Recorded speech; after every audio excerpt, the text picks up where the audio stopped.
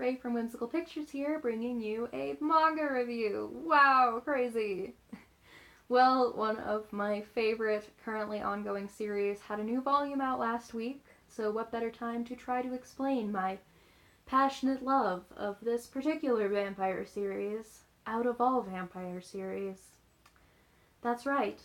Volume 7 of Ryo Hanada's Devil's Line, translated by Jocelyn Allen, is out and continues the series trend of outdoing itself with each new volume.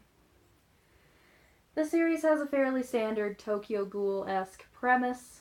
Half-Devil Anzai works as an agent of the Tokyo Police's F Squad, the only squad that hires devils to work alongside human agents, and which deals with devil-related crimes. Of course, devil is this series term for vampires. A run-in with a devil attacking a college student leads him to enter a fragile, awkward romance with a human girl named Tsukasa, while meanwhile the F Squad gets embroiled in the sinister machinations of an anti-devil terrorist organization, plotting to make the very existence of devils illegal.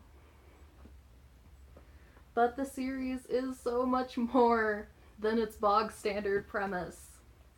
For one, the pacing is absolutely perfect. Every reveal, every character moment, every tense action scene comes at exactly the perfect moment. I can't remember the last time I read a seinen action manga that left me so thoroughly satisfied as a reader after every single volume. Not even my beloved Tokyo Ghoul has managed that much.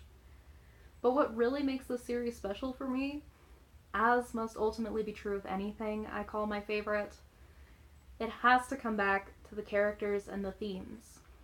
Although Anzai and Tsukasa's relationship comes across as cliché in early volumes, it quickly develops into the heart and soul of a story that at its core deals with the root causes of inequality and discrimination within society.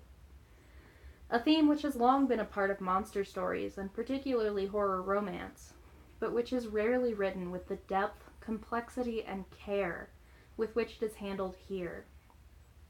Although there are missteps, including a transgender character portrayed refreshingly sympathetically, but not entirely correct in its understanding of what the term transgender actually means, the series as a whole has a large and diverse cast of morally complex and deeply sympathetic characters which help to bolster and add legitimacy to the anti-discrimination message.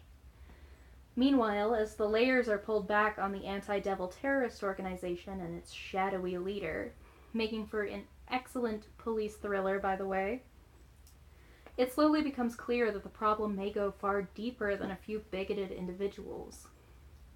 And this is what I truly loved about the direction the most recent volume, Volume 7, takes.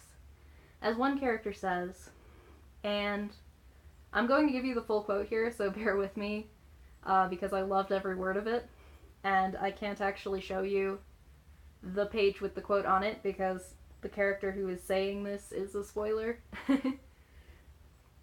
But he says, "Do you really think you can solve this by cutting off the head rather than the tail of the lizard? With this lizard, even the tail can grow back. It's the same as cutting the grass but leaving the roots. The grass will grow back someday. The roots are deep in the earth where you can't see them. The roots spread in the earth in a complicated way. You can't pull them up and you can't control them. And there are so many, all clumped together, forming a giant grassy field. The root of a society, a vast common consciousness shared by people, impossible to control. In other words, the socially accepted idea that devils are dangerous." I love that quote.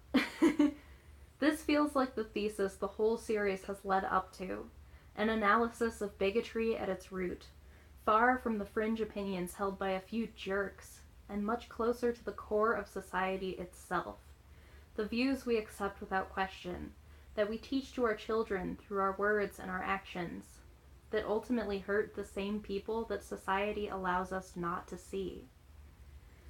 The series hasn't offered any solutions yet, and what it says on the matter may make or break it, but I can't wait to see what else Ryo Hanada has to say.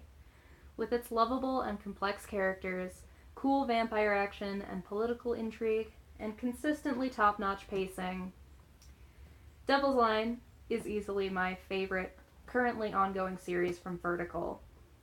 I'm not necessarily the biggest fan of Vertical's apparent switch to more generic seinen action titles, but with gems like this in the mix, I can't be too mad. I would give volumes 1 through 7 an overall rating of 4 out of 5 stars. Thank you for watching. See you guys next time, and in the meantime, happy reading.